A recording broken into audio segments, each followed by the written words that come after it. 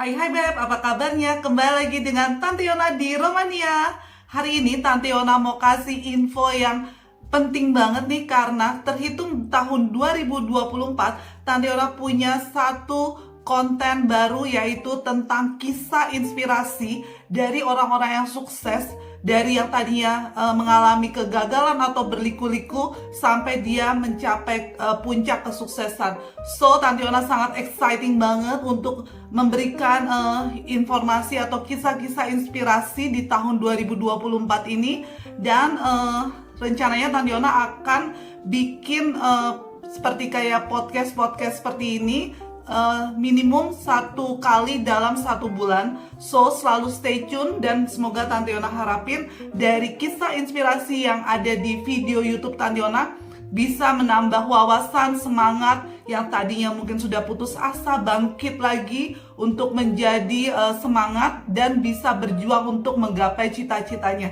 So, Tante Yona exciting, Tante Yona juga yakin bebek semua yang mendengarkan podcast hari ini juga akan exciting juga untuk bisa kita mengikuti dari awal sampai akhir kisah inspirasi hari ini.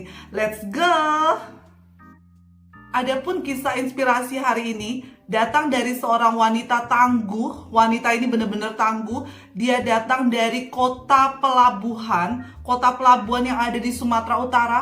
Dari jatuh bangun, sempat gagal sampai 4 kali untuk mendapatkan beasiswa, tetapi akhirnya dia bangkit kembali dan mencapai sukses untuk bisa menembus kerja di Eropa. Gimana cerita lengkapnya? Ikuti sampai akhir supaya ini benar-benar bisa menjadi motivasi buat kita semua. Selamat menonton. Halo semuanya, kita bertemu di acara Tante Yona di Romania. Perkenalkan, nama saya Sondang Sibarani. Saya berasal dari Pangkalan Berandan, Sumatera Utara. Saya saat ini bekerja di Kementerian Luar Negeri dan sedang bertugas di KBRI Bukares di Rumania. Oke, sekarang saya mau sharing pengalaman saya bagaimana ceritanya saya bisa masuk Kementerian Luar Negeri. Tahun 2008, saya ingat sekali kakak saya mengajak saya untuk melemparkan lamaran kerja ke Kementerian Luar Negeri. Tahap seleksi awal itu administrasi. Ketika proses mau dimasukkan, mau persiapan mengumpulkan berkas-berkas, saya bertanya-tanya, apakah saya mau jadi PNS? Nah, di balik itu akhirnya saya menanyakan orang tua saya, dan orang tua saya mendorong saya, ya coba saja. Namun karena kami anak daerah, kami berpikir kayak itu mustahil untuk menjadi PNS di suatu kementerian yang masih besar, Kementerian Luar Negeri. Singkat cerita, tahapan demi tahapan saya lalui. Saya sungguh tidak menyangka ya kok bisa lolos. Padahal saya anak daerah yang mungkin kemampuan bahasa asing saya tidak sebagus anak-anak kota, dan juga bekal pengalaman saya tentang dunia pemerintahan sangat minim.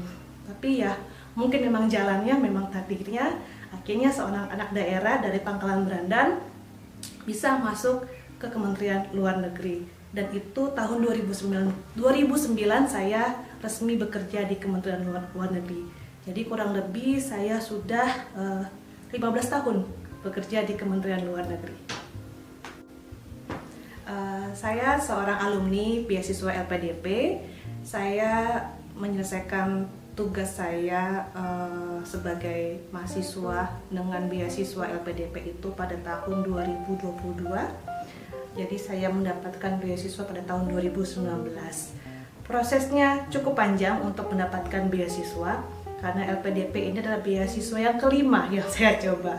Jadi memang saya ini orang yang pantang menyerah, dan saya kalau sudah mempunyai kemauan, niat, itu pasti akan saya raih. Mau capek apapun saya coba sampai saya dapat impian saya. Beasiswa yang saya coba itu dari yang pertama itu beasiswa asing semua, pertama, kedua, ketiga, keempat. Tapi yang kelima ini unik prosesnya. Singkat cerita, waktu itu saya ingat sekali kakak saya mempunyai andil dalam pengambilan keputusan dalam hidup saya. Dia mengingatkan saya itu sudah sekitar H-7 sebelum pendaftaran LPDP tutup. Saya diingatkan, Dek, ini ntar lagi LPDP tutup loh, sisa waktu 7 hari lagi buat kamu daftar. Saya diem. Lalu saya jawab, lalu kamu nggak mau kembali lagi mewujudkan mimpi kamu untuk melanjutkan studi S2? Saya merenung gitu. Saya, wow, ini kok kayak pertanda yang luar biasa ya. Tiba-tiba saya dibangunkan dari tidur saya yang panjang. Kakak saya saat itu lagi studi S2 di Belanda. Dia mengingatkan saya dan saya bilang, oke, aku cek dulu berkas-berkas yang sudah aku miliki dan aku pelajari dulu berkas-berkas yang diminta dari LPDP.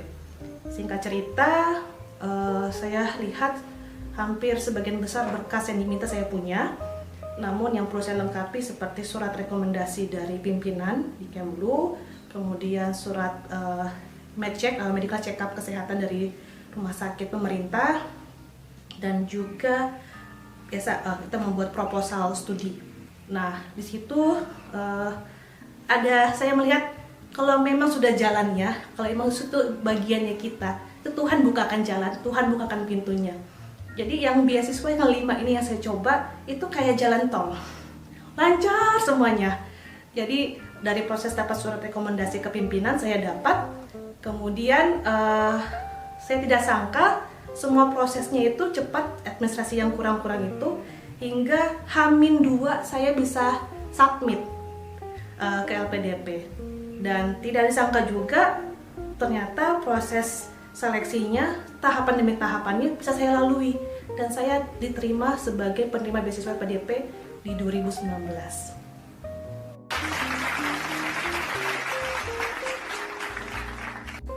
Saya percaya doa restu ibu itu adalah jawaban terbaik dan pembuka jalan bagi setiap impian kita. Jadi ketika saya mau melamar beasiswa kelima ini, saya telepon ibu saya karena ibu saya ada di Pangkalan Brandan, saya di Jakarta. Saya menanyakan, "Mah, aku boleh nggak sih sebenarnya lanjut S2?" Mungkin bagi sebagian besar teman-teman yang mendengarkan ini, ngapain sih udah besar masih nanya orang tua? Tapi saya punya prinsip, segala sesuatunya tanyakan ke ibu karena doa ibu tuh berkatnya luar biasa. Karena saya akui waktu beasiswa pertama, kedua, 3, dan 4 saya cuman info, saya mau coba beasiswa, saya tidak datang minta restu ke orang tua saya, ke ibu saya. Saya telepon ibu saya, dan ibu saya menjelaskan, "Mama senang sekali punya anak perempuan yang punya cita-cita tinggi, ingin sekolah tinggi, tapi kenapa harus keluar negeri?" Saat itu saya bilang saya ingin keluar negeri seperti kakak saya. Ibu saya menjelaskan tanpa mengecilkan hati saya, "Kamu kan sudah bekerja di Kementerian Luar Negeri, sering berpergian ke luar negeri, kenapa enggak di sini saja di dalam negeri ngambil sekolahnya?" Tapi feeling seorang ibu tuh sungguh benar loh. Ketika saya ngikuti amanah ibu saya, jalan tuh dibuka sangat lega sekali. Proses demi proses itu seperti gampang, seperti membalikan telapak tangan. Dan saya percaya emang Tuhan itu mendengarkan doa ibu saya. Dan ternyata pandemi COVID tahun 2020, di saat saya mulai studi saya S2 di Universitas Indonesia. Jadi saya menjalankan sekolah saya secara online, dan saya 1 semester online jarak jauh dari tempat tinggal ibu saya di Pangkalan Brandan. Jadi bagi saya itu kemarin ngambil S2 itu berkah. Saya bisa dekat dengan ibu saya di masa pandemi, saya bisa punya waktu me time dengan ibu saya, dan lebih produktif sekolahnya. Jadi tidak ada beban harus datang ke kampus secara fisik, dan yakinlah segala sesuatunya kalau dimulai dengan doa dan juga minta restu dari orang tua, terutama ibu. Percayalah, pasti dibukakan jalan oleh Tuhan Yang Maha Kuasa. Dan dari situ saya sekolah saya lebih ke penelitian. Jadi mendorong saya, memaksa saya membaca dan melatih saya untuk mulai menulis kembali. Dan saya senang sekali, dari situlah cikal bakal kenapa saya menjadi penulis. Penasaran? Kita lanjut ya. Jadi waktu itu di kuliah, karena kami memang fokusnya ke penelitian, mau tidak mau saya itu harus banyak baca jurnal, baca buku. Bagi saya yang udah 11 tahun jeda ke sekolah itu bukan hal yang mudah, tapi saya belajar mengatur waktu saya. Nah, di situ saya mulai melatih kemampuan saya untuk menulis. Sebenarnya saya basicnya memang suka menulis, namun sejak kerja untuk menulis itu tertunda. Dan akhirnya, dan itu juga menjadi salah satu alasan saya kenapa saya memilih jurusan ini. Saya memilih jurusan ilmu manajemen, tepatnya di program Pasca Sarjana Ilmu Manajemen UI. Di situ memang kami didorong untuk rajin menulis artikel, jurnal, dan karya-karya ilmiah yang akhirnya memaksa saya ingin menulis hal-hal yang lebih lagi dan ingin dipublikasikan. Dan singkat cerita, kami sebagai penerima beasiswa LPDP juga di UI itu sendiri ada komunitas yang mendorong kami untuk menceritakan bagaimana kami bisa dapatkan beasiswa. Itu ada buku pertama saya bersama teman-teman alumni LPDP, judulnya Merajut Asa. Dan buku kedua saya itu judulnya Denyut Nadi Organisasi, yang dimana ditulis oleh saya dan keempat teman saya sesama alumni FFB UI. Itu juga dasarnya karena kami udah sama-sama senang nulis, terus ingin menghasilkan tulisan kami itu nggak hanya berhenti di kami, tapi juga bagaimana masyarakat luas bisa mempelajari ilmu SDM. Jadi memang saya tertarik sekali dengan dunia SDM sejak saya bekerja di Kemenlu. Saya juga bingung kenapa jadi tertarik, tapi karena pekerjaan saya itu selalu dealing dengan people. Saya menghadapi orang setiap saat, tapi saya tidak punya bekalnya. Karena itu saya mengambil ilmu SDM, dan itulah juga cikal bakal saya bersama keempat teman saya menulis buku kedua tersebut. Dan beberapa tulisan lain saya tidak hanya buku, juga artikel-artikel ilmiah yang sudah dipublikasikan, dan itu juga mendorong saya bukan hanya sekedar mencapai suatu fulfillment, tapi meninggalkan legacy. Bagaimana kita bermanfaat itu jangka panjang, ya. Semoga cerita ini juga mendorong teman-teman yang menonton siaran ini, sehingga saya pikir semua itu tidak ada yang tidak mungkin, kembali ke diri kita mau atau tidak. Kalau kata senior saya, penempatan pertama itu adalah tempat kamu jatuh cinta pertama kali. Dan itu benar sekali yang saya alami. Saya penempatan pertama di kota Wina, Austria, suatu negara yang tidak terlalu besar tapi sangat cantik dengan alamnya, dan ibu kotanya juga Wina, terkenal dengan kota musiknya, termasuk juga Salzburg. Dan di situ saya rasanya kayak wow, ini impian anak daerah bisa keluar negeri, langsung ke negeri yang seperti negeri dongeng. Saya tuh kayak seperti masuk dalam dunia mimpi saya. Saya merasa tercengang-cengang dengan bagaimana Tuhan membawa saya sejauh ini sampai ke negeri yang tidak pernah saya pikirkan saya akan menginjak negara itu. Dan tentu saja pengalaman pertama mempunyai kesan tersendiri. Saya bersyukur selama di Wina, Austria, saya bertemu dengan orang-orang yang luar biasa yang menerima saya padanya dan mengajarkan saya bagaimana bisa survive di negeri orang. Nah, saya bersyukur saya memiliki keluarga-keluarga baru selama di Wina, Austria. Dan mereka semua itu kalau saya kabarin saya udah di Rumania, mereka selalu bilang, ayo kapan lagi ke Wina? Ayo kapan? Nanti ke tempat saya ya. Saya sangat terharu sekali karena keluarga-keluarga yang saya kenal selama di Austria ini, mereka orang-orang yang humble dan terbuka dan tidak memandang orang itu dari satu perspektif. Apalagi saya anak daerah, sangat cupu sekali masuk ke negeri orang, tapi mereka mau membimbing saya dan melihat saya bukan sebagai orang yang malu-maluin, tapi mereka mau mengajari saya agar saya bisa survive di negeri orang. Itu yang menjadi bekal, menjadi cerita yang sangat berkesan sampai sekarang. Makanya oleh karena itu saya tidak pernah lupa dengan Austria dan orang-orang yang saya sayangi yang ada di Austria. Nah, penasaran kan gimana ceritanya saya bisa sampai ke Rumania? Singkat cerita, karena saya bekerja di Kementerian Luar Negeri, kami ada masa akan ditugaskan ke perwakilan RI di luar negeri. Nah, ketika tahun 2022 tepatnya, kami mulai diusulkan untuk proses penempatan kami ke luar negeri setelah kami menyelesaikan tugas belajar kami ketika itu ngambil S2 di UI. Di situ kami dikasih, saya ingat sekali itu Januari 2023 tanggal 6 kami dikasih diberitahu bahwa kami akan diusulkan untuk penempatan ke luar negeri tahun 2023, dan pengumuman resminya itu saya lupa sekitar bulan Mei mungkin ya, baru ketahuan saya ke Bukares. Dan itu sebenarnya juga bagian dari doa saya ingin kembali ke Eropa. Dan karena mungkin penempatan pertama saya di Eropa Barat, jadi lalu saya ditempatkan di Eropa Timur supaya saya punya pengalaman yang lebih variatif ketika di Eropa Barat dan di Eropa Timur.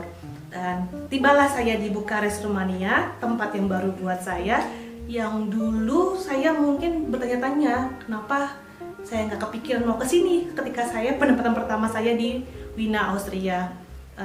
Sampai sini saya awalnya agak membanding-bandingkan, jujur saja, karena sangat beda antara Eropa Barat dengan Eropa Timur. Tapi ketika saya mulai mengenal lebih dekat, kita tuh harus jangan mau just the book from the cover, try to look closer and deeper. Nah, di sini saya belajar mengenal Bukares, saya belajar melihat dia lebih dekat, mengenal orang-orang di sekitar saya, tempat tinggal saya, tempat wisatanya, dan di situ saya langsung jatuh cinta, jujur saja, dengan Rumania. Saya suka dengan alamnya, saya suka dengan kekayaan budayanya. Itu dari saya. Buat teman-teman yang sedang berjuang mendapatkan beasiswa, jangan pernah menyerah. Bagi saya itu kunci diri kita, mau atau tidak. Ketika ada tantangan, kesulitan yang kita hadapi, anggap itu sebagai bentuk latihan sampai kita mendapatkan hadiah yang terindah itu. Jadi ketika saya gagal mendapatkan beasiswa yang pertama, kedua, ketiga, keempat, memang sempat berada kayak titik, gue sebenarnya bisa nggak sih S2? Apa gue S2 pakai uang sendiri ya, gitu kan? Tapi ada hati kecil tuh kayak enggak, kamu bisa kok Sondang, kamu bisa kok. Kamu harus percaya sama diri kamu juga, kalau diri kamu bisa. Dan saya punya prinsip, kalau orang lain bisa, kenapa saya nggak bisa? Itu yang prinsip yang dibangun oleh. Jadi saya memang masalah ketekunan itu dididik oleh ayah saya, bapak saya. Dan dari situlah saya menjadi bekal saya dari kecil. Kalau orang lain bisa, kenapa saya nggak bisa? Memang mungkin terdengar ambisius, tapi buat saya itu bagus buat rasa percaya diri kita untuk meraih impian kita. Dan saya selalu diajarkan sama ayah saya, ora et labora, berdoa sambil berusaha. Jadi atau berusaha dan sambil berdoa, ya kurang lebih seperti itu. Jadi ayah saya mengingatkan, kamu boleh minta ke Tuhan, kamu mau ini, tapi jangan lupa kamu juga imbangin, punya usaha. Apa usaha kamu? Jangan kamu usaha doang tapi kamu nggak doa, atau doa doang tapi kamu nggak usaha. Nah, bekal itulah yang menjadi mendorong saya untuk terus mengejar impian saya. Akhirnya yang beasiswa kelima ini, setelah jeda, saya lupa, mungkin 2-3 tahun baru saya coba lagi. Itu kayak mungkin yang menjadi kayak hadiah terindah, karena dan itu kayak gampang, karena yang 1, 2, 3, 4 itu kayak latihan. Tuhan pakai untuk saya mempersiapkan diri saya. Kayak gini loh, bikin proposal itu, rencana studi itu, dan kita kuncinya harus tahu mau apa. Sekolah itu ibaratnya kamu menggali diri kamu sendiri, bukan studinya. Studi itu sebagai alat untuk kamu mengenal apa yang ingin kamu cari buat hidup kamu. What is your purpose driven life? Itulah yang akhirnya ketika saya sadari pilihan saya yang pertama, kedua, ketiga, 4 ini, ternyata itu mungkin lebih ke ambisi saya pribadi. Tapi ketika saya ngambil beasiswa kelima ini, saya benar-benar mencari apa sih my real passion yang ingin saya dalamin, dan apa yang connect dengan diri saya sendiri. Ya, karena saya kerjanya ketemu sama orang, deal sama orang, yaitu saya pilih ilmu SDM. Jadi harus tahu dulu ya apa yang kamu mau ya. Aku tuh pertama kali tahu channel YouTube-nya Tante Yona dari mamaku loh. Jadi sebelum aku berangkat ke Bukares, mamaku bilang, nanti aku mau ketemu Tante Yona. Saya bilang, siapa Tante Yona? Itu yang ada di YouTube, yang ada di Facebook. saya bingung, kok ibu saya, mama saya kok lebih tahu daripada saya. Lalu saya coba cari tahu siapa Tante Yona. Wow, keren sekali. Saya sangat suka channel YouTube Tante, Facebook Tante karena sangat edukatif, dan saya senang informasi yang diberikan itu benar-benar sepertinya emang Tante tuh udah matangin dulu, jadi nggak langsung disiarkan, dan persuasif ya. Saya tuh berasa mengikut ada di sana ketika contohnya kayak di kebun anggur Tante Yona. Wah, itu saya ketika nontonnya, wow, itu saya kayak dulu nggak sabar deh gue mau ke Rumania. Itu sangat berkesan sekali buat saya, dan sampai sekarang channel YouTube Tante itu membuat saya tuh kayak, wow, ini anak muda harus contoh memberikan informasi yang mungkin saat zaman saya itu informasi tentang beasiswa itu nggak segampang sekarang, dan Tante tuh membantu buat adik-adik, teman-teman yang lagi mencari beasiswa dengan acara seperti ini, program seperti ini sangat membantu sekali. Dan mungkin bagi saya sendiri pribadi kalau bisa dipertahankan yang udah bagus Tante, dan masih banyak lagi para alumni beasiswa yang bisa sharing lebih baik dari saya, dan itu akan menjadi pembelajaran yang luar biasa bagi mereka yang mencari beasiswa. Semangat ya buat teman-teman yang sedang mencari beasiswa, jangan pernah menyerah, raih mimpimu setinggi mungkin. Gimana Beb, kisah inspirasi hari ini dari seorang wanita tangguh yang datang dari kota pelabuhan Sumatera Utara yang berhasil bangkit. Dan Tante Yona juga mengucapkan terima kasih buat Beb semua yang sudah mengikuti kisah inspirasi ini dari awal sampai akhir. Itu pasti bikin kita menggebu-gebu juga ya, kalau mereka bisa, kita juga harus bisa. Quote Tante Yona hari ini adalah, kegagalan adalah kesuksesan yang tertunda. Jadi kita harus memiliki mimpi yang setinggi-tingginya. Mimpi itu hanya sekedar akan menjadi mimpi kalau kita tidak berusaha mewujudkannya. So never give up. Raih mimpimu untuk mendapatkan masa depan yang cerah. So buat Beb semua, ikutin keseruan berikutnya di podcast ataupun video-video Tante Yona berikutnya. Dan jangan lupa yang pasti untuk di subscribe, di like, di share, biar Tante Yona tambah semangat dan konten ini terus berkembang. Love you all and God bless.